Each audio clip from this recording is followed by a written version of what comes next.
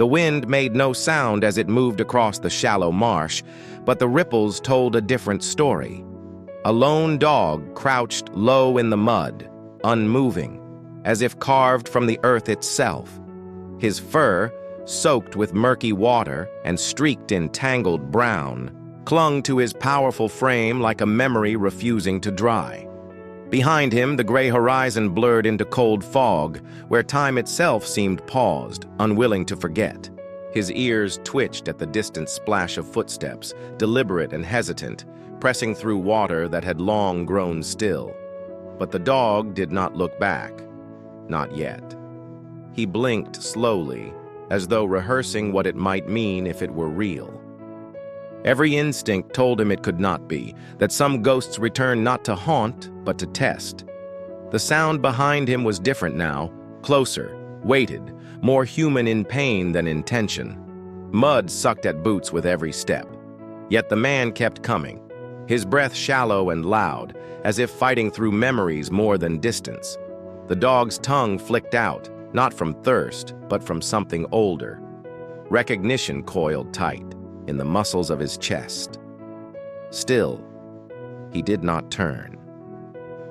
In the world of humans, 7 years is a long time, but in the heart of a dog abandoned, it stretches like a century made of echoes. The place smelled of rot and memory, and perhaps that is why the man returned here, to bury something or beg forgiveness. The dog remembered that scent, the one tangled in panic and gunpowder, in promises whispered during thunder and lost in the scream of helicopters overhead. That man had once knelt beside him in the dark, blood on his hands and loyalty in his eyes. He had said, "I will come back," as though the world would allow it. Then he was gone, and silence taught the dog what humans never could. Waiting is an act of survival. Now the man was here again, breathless and weathered, a shadow of the soldier he once was.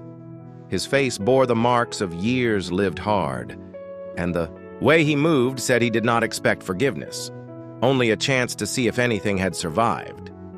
The dog's body tensed, every muscle whispering a question that had no words. Still, he did not move, not even as the man stopped just 10 feet away and whispered the name no one else had ever spoken. "Shadow," he said, barely audible through the fog. And in that moment, finally, the dog turned. But the look in his eyes was not what the man expected. Before we dive into today's story, I'd love to hear from you. Where in the world are you watching from? It's always amazing to see our global community come together. If you believe in God's miracles, show it. Like and subscribe now. He did not expect Shadow to move, but when the dog turned, the weight in his chest cracked like wet wood under fire. The eyes staring back were not the same ones he remembered from that night in the valley. These were older, darker, harder, but they were his. The man stood in knee-deep water, breathing like someone who had forgotten how, trembling not from cold, but from everything else. His boots sank into the mud with every shift of his weight, as if the earth itself wanted to drag him down for what he had left behind. The dog held his stare for one long second more, then looked away. The silence between them hurt worse than a bullet wound, because it said what neither of them could. Some bonds do not break, but they rot if left in the dark too long. He took a single step closer, and the dog's ears twitched, but his body remained still, half submerged, like a secret too tired to surface. The man reached into his coat pocket slowly, the motion deliberate, heavy with memory. He pulled out a shredded strip of olive green fabric, stained and faded, the last piece of the uniform Shadow had torn off when they were ambushed in the jungle. He had kept it like a coward keeps guilt, folded tight, untouched for 7 years. Now he held it out, shaking slightly. "I did not die," he said, his voice nearly cracking under the weight of its own truth. "But I almost did."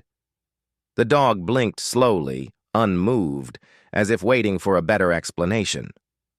He took another step, the water lapping gently against his thighs now, ripples reaching toward the dog like hesitant fingers.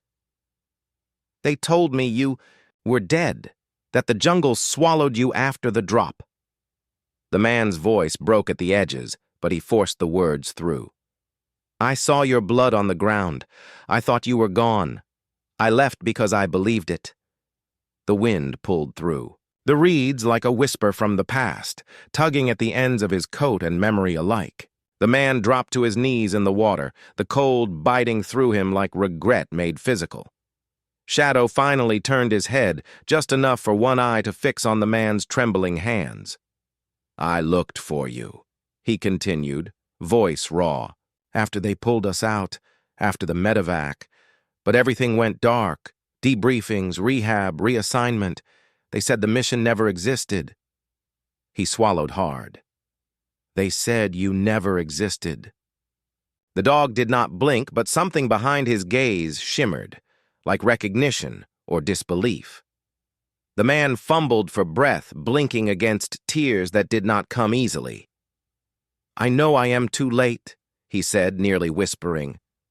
"But I came, back anyway. I followed the old coordinates, the last ping. It took me 5 months just to find the valley again." His fingers clutched the soggy fabric tighter. "And when I saw the footprints near the waterline, I knew you had to be real." His voice trembled, but he held it.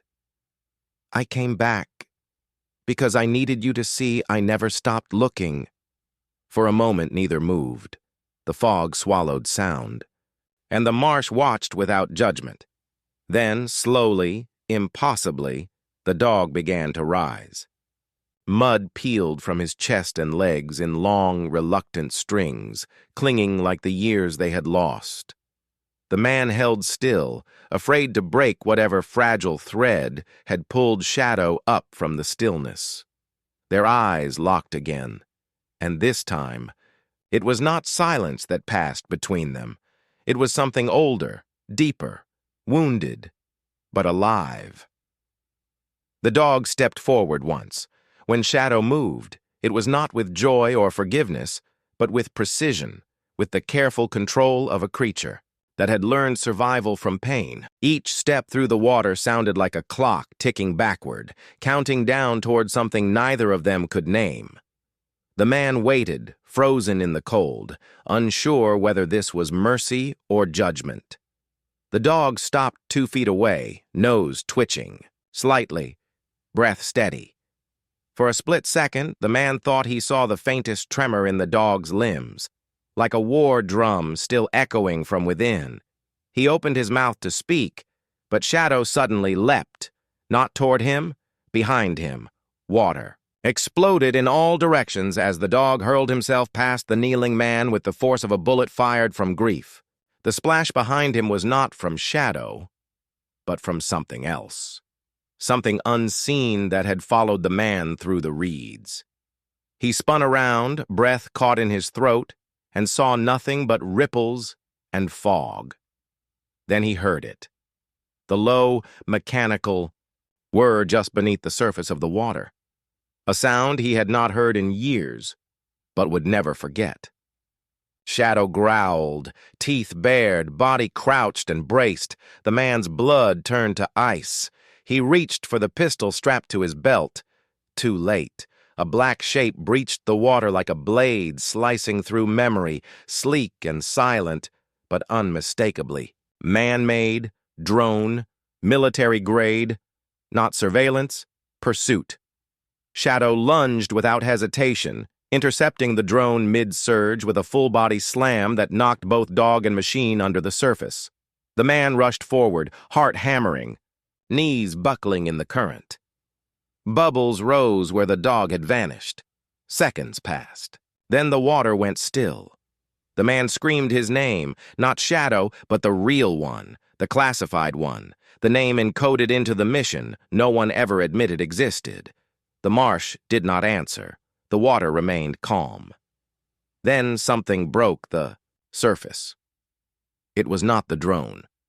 The thing that broke the surface was not metal, not machine. It was the top of Shadow's head, followed by his muzzle, gasping air between clenched teeth. Blood leaked from a gash just above his right eye, mixing into the water like ink spilled in panic. The man surged forward, heart pounding so hard he thought it might shatter his ribs.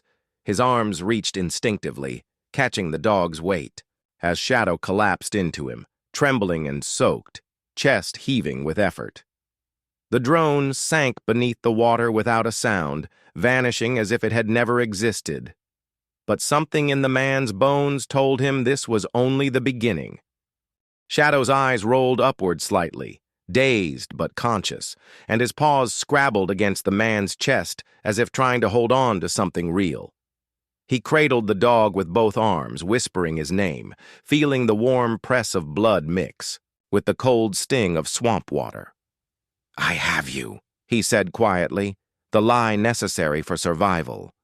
The dog's breath hitched, then steadied. In the distance, something beeped. A pulse, rhythmic and sharp, like an activation code waking from slumber.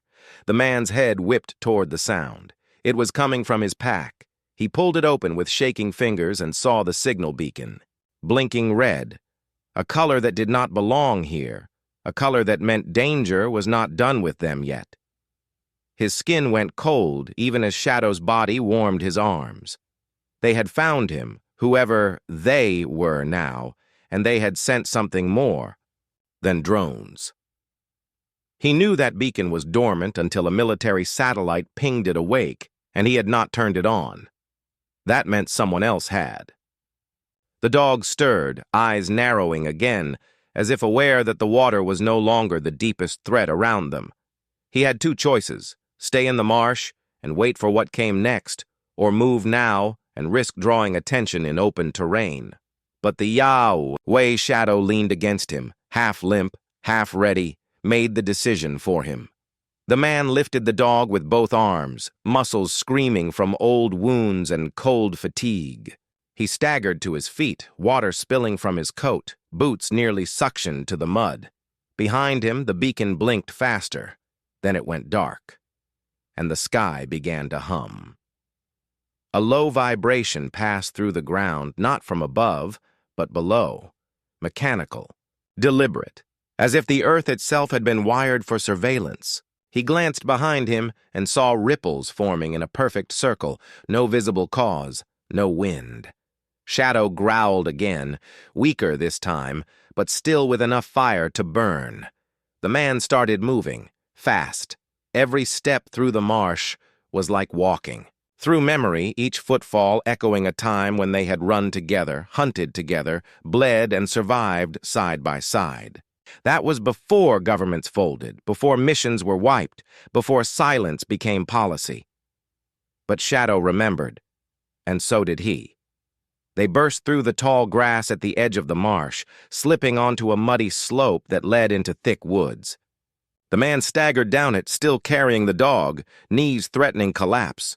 Behind them something hissed, sharp, mechanical, close. He turned his head just in time to see a silver dart embedded in the bark of a tree he had just passed. His breath caught in his throat. Tranquilizer. Shadow lifted his head, eyes darting, ears scanning. He had heard it too. Another hiss. Another. Dart. Closer. He dropped to one knee behind a fallen log, shielding Shadow with his body as two more darts zipped past. "They are tracking us," he muttered, breath ragged, but not visually. "They are using thermal." He reached into his coat and yanked free a flare from the emergency belt, lighting it with a twist and hurling it into the opposite brush. It exploded in a burst of red heat, throwing off their thermal signature just long enough. He hoisted Shadow again, this time with less grace, more desperation. The forest swallowed them as the first drone broke tree line behind them. The trees grew closer, thicker, older. Here the ground turned dry, cracked from drought and shadowed by canopy. The man moved with trained precision, instincts honed in black sights and forgotten theaters of war. Shadow's breathing had steadied, but the weight in his arms grew heavier by the second. A fallen branch cracked behind them. He ducked, rolled, shielded the dog. Nothing. but his skin crawled. They were being herded, not hunted, forced toward something. He did not like it. At the edge of a clearing, he paused, heart in his throat. Ahead stood an abandoned outpost, half swallowed by nature, walls caked in moss, roof half collapsed. He recognized it. Operation Silver Echo had ended here, 7 years ago. The place had been scorched, cleared, shut down. But now, the solar panel on the south wall was flashing, not dead, rebooted.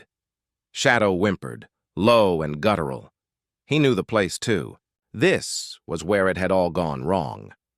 The man carried the dog through the open gate, every step into that compound a march into memory. Blood still stained the floorboards where they had lost Jenkins, the communications tech with the shaky hands and beautiful laugh. The corner office still bore the bullet holes from their last stand, where Shadow had taken down 2 hostiles with nothing but fury and training. Inside the comms room, dust lay thick, but the console glowed faintly, powered, not abandoned. He laid Shadow down gently and turned toward the panel. Password required. He typed it without thinking. It still worked. The screen flickered. A live feed blinked on, not from this compound, from the marsh. The camera panned left, tracking the flare's smoke trail, then right, toward a second figure. Standing, watching, a silhouette in the fog, unmoving, human. The man leaned in closer. Blood turning to ice. The figure wore his old unit's insignia, but no one else had survived. No one. Behind him, Shadow growled. Louder now, teeth exposed, body rising despite the blood. The man turned, pulse roaring in his ears. Footsteps echoed in the hallway outside the comms room. Slow, measured, confident. Someone was coming. Someone who should not be alive. He reached for the sidearm, loaded, chambered. Shadow stood beside him now, shoulder to shoulder. The door handle turned, fully connected to the final moment of Part 3. The door handle turning, Shadow growling, and an unseen figure approaching. This section will reveal Shadow's past, deepen the emotional bond, and raise the central mystery and threat. Every word will strictly follow the cinematic template, structure, paragraph rhythm, and style rules. The handle turned with a slow, metallic rasp like time unlocking something it was never meant to release. The man raised his weapon, eyes fixed, shoulder pressing into the frame as Shadow crouched beside him, low and ready. The door creaked open, revealing darkness deeper than shadow, thicker than memory. A single boot step echoed forward, then another. And then the figure stepped into view. It was not a stranger. The man staggered back a half step, pistol still raised but breath stolen. The face was older, thinner, more sunken, but unmistakably familiar. Captain Elias Grant, his former CO, the man who had led Operation Silver Echo, and the man whose death certificate he had been ordered to sign. Grant looked at him with hollow eyes, jaw tight, body too still to be natural. "You made it back," he said, voice soft but sharpened with something unnatural. Shadow's growl deepened, vibrating through the floor like thunder held in a steel box. The man did not lower his weapon. "I saw your chopper go down," he whispered, not moving. "I saw the fire, the wreckage." Grant nodded once, slowly, his silhouette bathed in faint blue light from the control panel. "And they pulled me out," he said, words clipped. "But not for rescue. For repurposing." He looked down at Shadow. "He remembers. That is why you are here. He brought you back." Shadow's body stiffened at the sound of Grant's voice, his ears twisting slightly, his eyes locked on the older man's face with something deeper than recognition. The man looked at Shadow and then back to Grant. "You are not making sense," he snapped. "What do you mean by repurposing?" Grant exhaled slowly, then stepped forward, ignoring the barrel aimed at his chest. They turned me into the architect of a new kind of silence, the kind that does not kill missions. It erases them. The room felt smaller now, tighter, suffocating under weight the walls could not hold. Shadow was not just a K-9 unit, Grant said, voice flattening. He was something else. You knew it, you just never admitted it.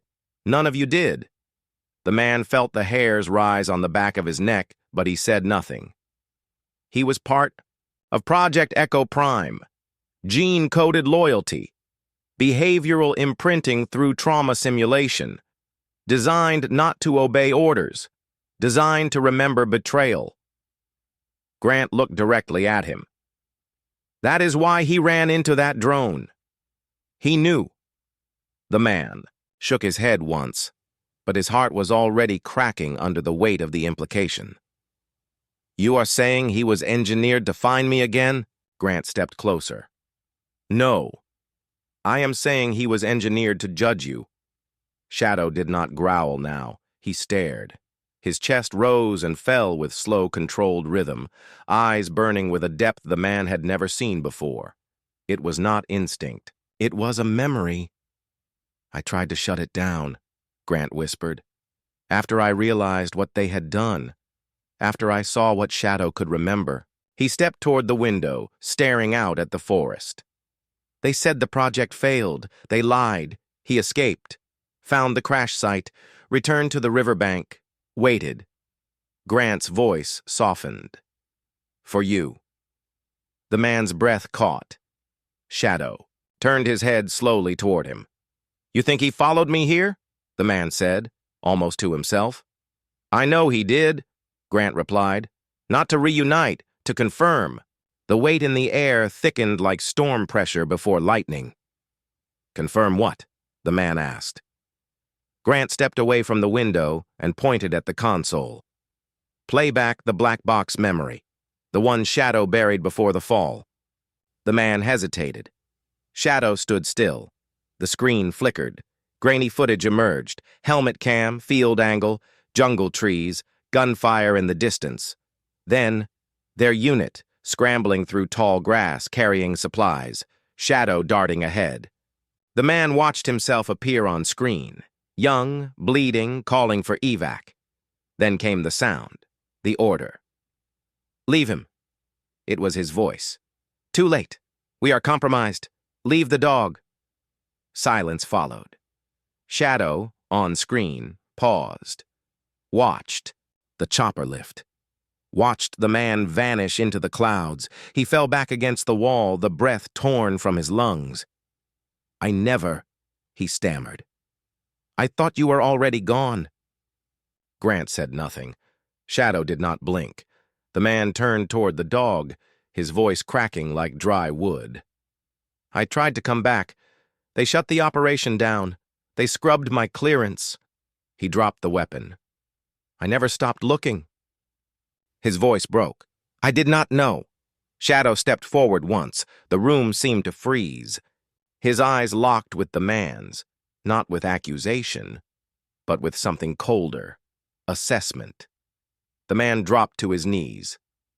I failed you, he whispered, but not because I wanted to.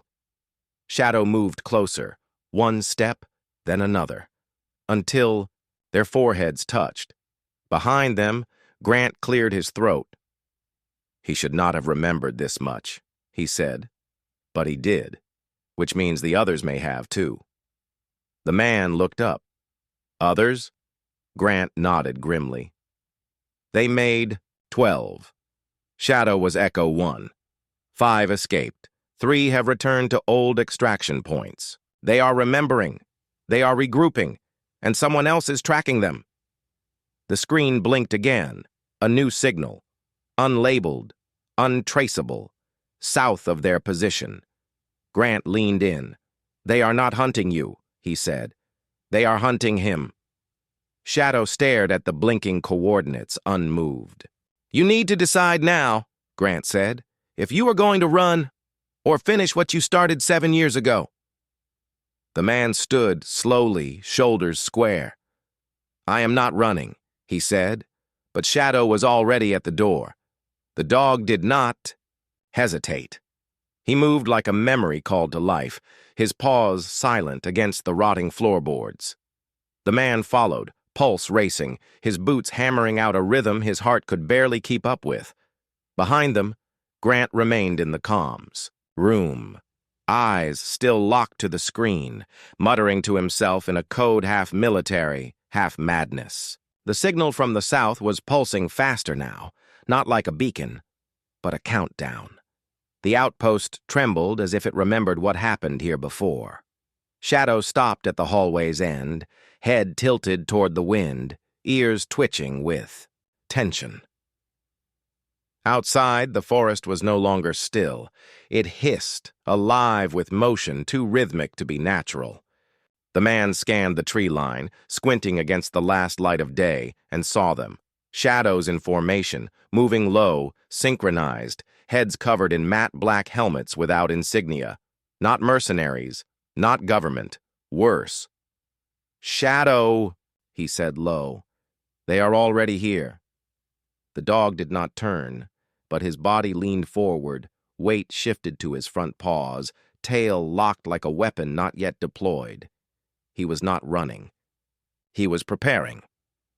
The man drew his sidearm again, checked the magazine, then reached behind the old supply locker and pulled free the duffel bag no one was supposed to find. Inside, 2 grenades, 1 flare, a compact radio, and a hand-drawn map, with circled red points, escape routes from the original Echo Prime drop zone. Shadow bumped the bag with his nose once, then looked at the man. It was a signal, not to leave, to finish it. "We do not outrun them," the man said quietly, half to himself. "We outplay them." Shadow blinked once. Agreement. They moved. Together, fluid and fast, down the stairwell and into the access tunnel beneath the outpost. Built during the original mission as a fallback escape route, it had been sealed for years, but Shadow scratched the lock like he had never forgotten. The tunnel air was thick with damp rot and forgotten purpose. Their footsteps echoed like distant gunfire. At the far end, a steel hatch waited. The man pressed the radio against his mouth. "Grant, if you are hearing this, seal the comms room. Wipe everything, then run." Static answered him, then Grant's voice. "I never stopped running," he said. "Now go." The hatch opened to the river gorge, deeper than memory and twice as silent. The path cut along the ledge, narrow, unstable, lined with old rockfall sensors now blinking red. Shadow stopped again, tail stiff. The man followed his gaze. Across, the gorge. 3 red lights floated between trees, scouting drones. Not old ones, new, fast. The kind designed to see through deception. "We are being flushed," the man muttered. "Push toward the convergence point." He looked at the map. Red Circle 9. The original Echo Prime terminal zone. The extraction point that never extracted anyone. Shadow moved again, down the gorge path, careful and quiet. The man stayed close, breath tight, body humming with adrenaline that was not fear but something deeper, memory forged into instinct. Behind them, trees shifted, metal brushed bark, and something not human followed. Then the voice came, calm, mechanical, and piped through every drone at once. "You are not authorized to engage." Pause. "This area is restricted by Directive 94C. Another pause. "Return the subject." The man froze. "Subject?" he whispered. Shadow turned his head slowly. The voice had not been speaking to them both, just to him. "You think they want me," the man said, realization burning through his spine. "But it is you. They never stopped tracking you. I was just a proximity alert." Shadow's eyes narrowed. His body dropped lower. The gorge wall to their right shifted, small stones bouncing as something scaled it fast. The man raised his weapon, but the first figure dropped from above before he could fire. Black-armored, faceless, silent. It grabbed the man's wrist. Disarming. Move, clean, and surgical. But before the grip tightened, Shadow was in the air. The impact sounded like a car crash. Shadow slammed into the attacker with his full weight, fangs locking around the neck seal, dragging the figure down the slope. The man grabbed his pistol, rolled, fired twice, one hit, one miss. The drone above burst into sparks. The forest ignited in red warning lights. The rest of the squad moved in. The gorge became a battlefield. The man ducked behind a rock outcrop, pulled Shadow close, checked him for wounds. None. Not yet. "We hold this ground," he said. "We do not." "Run!" But then his radio crackled. Grant's voice returned. "You have one chance. Only one. Circle 9 is not just a convergence point. It is a relay gate. If he steps into the beacon zone, his core memories upload to every buried drone server within 60 kilometers. Silence. It ends the loop, or restarts it. The man looked at Shadow. The dog looked back. They both understood. Another drone dove. Shadow leapt, intercepted mid-air, but landed rough. The man caught his fall, pulling him up again. "We go to Circle 9, he said, "but not for them, for us." They ran, through fire, through signal fog, through memories that had never died. The forest bent away from them like even nature understood this path was not to be touched. As they reached the clearing, the beacon tower activated, rising from the ground like a spine being born. Shadow hesitated at the edge, then stepped forward. The man followed, not to lead, but to witness. The moment Shadow stepped into the beacon zone, the ground responded, not with violence, but with memory. The soil beneath his paws lit up in concentric pulses, pale blue rings echoing outward like sonar mapping history. The man stepped in behind him, blinking against the strange light, gun still raised though he knew it would do nothing now. The air smelled like scorched metal and damp ash, a mixture of old war fields and forgotten promises. Above them, the sky flickered, just slightly, as if the atmosphere had become data-aware. Shadow stopped in the center of the circle and stared at the tower. The beacon rose taller now, shedding its camouflage, its panels rotating slowly into position with the mechanical grace of a device built not just for transmission, but for judgment. On the outer edge of the clearing, figures emerged one by one, drones first, then the silent soldiers in black, their rifles not raised but ready. The man turned, eyes sweeping across them, calculating distances, exits, failure rates. No good. Options. Only endings. His finger hovered near the radio clipped to his vest. "Grant," he said softly. "Are you seeing this?" "I see it," Grant replied, his voice coming through clearer than ever before. "And I do not think we can stop it." The man turned toward Shadow, whose head was now tilted upward, watching as a small iris at the top of the beacon clicked. Open. A beam of light dropped silently from the tower's eye, resting on the dog's chest. He did not flinch. He did not move. The man took one step forward, then stopped, because something began to play. A voice, soft and layered in static, echoed through the clearing. Not synthesized, not artificial. A child's voice, barely a whisper. Subject Echo 1. Memory thread initialized. Core trauma node unlocked. The man blinked, then the light widened. Around them, images flickered to life like ghosts stepping forward from time itself. A small training chamber, barking.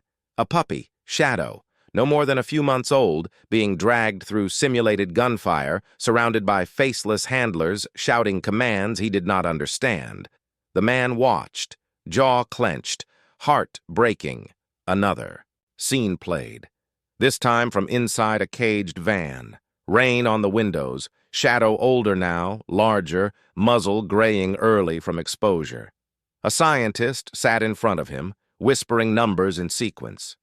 7. She said. 12. 43. Delta. Kill switch disengaged. Her hand reached out, touching his forehead. Now remember what they did. Then darkness again. The man stepped backward, breath caught in his throat. Built him to hate abandonment, Grant said softly, voice thick with guilt. Every mission, every loss, it was coded into him, replayed, reinforced. The soldiers around the circle did not move, as though they too were watching history unfold and dared not interrupt it. Another image appeared, this time from the crash, the same crash. The helicopter twisted, flames licking the trees, and there, Shadow dragging the wounded communications officer through fire, teeth locked onto her jacket, pulling her from the wreck. Then turning back for the man. But the chopper lifted without him. The memory paused. Shadow turned his head slightly, looking at the man. The weight of 7 years fell between them like a wall made from names not spoken. I thought you were gone, the man whispered. I did not run. I was told. But the words collapsed, because even if they were true, they were not enough. He fell to his knees, tears sliding down skin stained by war and lies. I did not know you waited. The beacon flared brighter, scanning Shadow again. The voice returned. Final instruction pending, subject autonomy, active, choice protocol, unlocked. The man's eyes widened. Choice protocol? He said, aloud. What does that mean? Grant answered. It means this was never about your redemption. It was always about his decision. Shadow turned away, gaze rising to the beacon tower again. Every drone in the perimeter lifted slightly, weapons tilting forward, not firing, waiting. A countdown began, 30 seconds. The voice repeated it aloud, slow and merciless. 29, 28. The light around Shadow deepened to gold. The man stood, eyes fixed on the dog he once left behind. If this is your decision, he said, voice shaking, I will accept it, but I am here now, and I will stay. Shadow blinked once, then twice. A tremor passed through his legs. The man saw it, a flicker of something broken trying to heal. 21, 20. The beacon now drew power from beneath the soil, humming louder. If you activate the upload, Grant said from the radio, his memories go global. Every facility tied to Echo Prime will receive his trauma archive. The man nodded slowly. And if he does not? Grant's voice dropped. Then they reset him. Wipe everything. Try again. The man looked at Shadow. You decide, he whispered. Not for me, for you.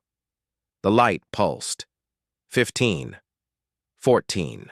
And then Shadow moved, not toward the beacon, not toward the man. He turned, slow, deliberate, and faced the soldiers in black. His growl returned, not angry, not wild, controlled, focused, and then he ran, straight at them. The first drone fired, missed.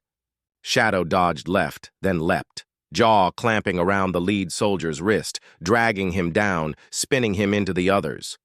The man yelled, fired 2 shots over Shadow's flank, driving back the rear attackers. The beacon pulsed. 10 seconds. Grant's voice screamed something over the radio, but it was drowned in gunfire. Shadow darted through the line, striking. Fast, never staying still. The man moved behind him, covering, blocking, intercepting. 6 seconds, the voice said. 5. Shadow turned back toward the beacon, sprinted full speed. 3. His body blurred in the light. 2. He leapt and bit the beacon directly at the base. Metal shattered. The light cut off. Silence. 4. 1 breath. Then everything exploded. The smoke rose gently, not in panic but in surrender, thin ribbons curling toward a sky washed pale by the first light of dawn. The clearing was scorched. The beacon collapsed in on itself, pulsing its final flickers into the dirt like a dying star. Around them, the soldiers had vanished, retreated or dissolved. No bodies, no tracks, only silence where chaos had once reigned. The man stood beside what remained of the tower, his hands shaking, the weapon dangling from his fingers with no purpose left. Beside him, Shadow lay still, chest heaving, tongue dark with soot, eyes half closed but alert.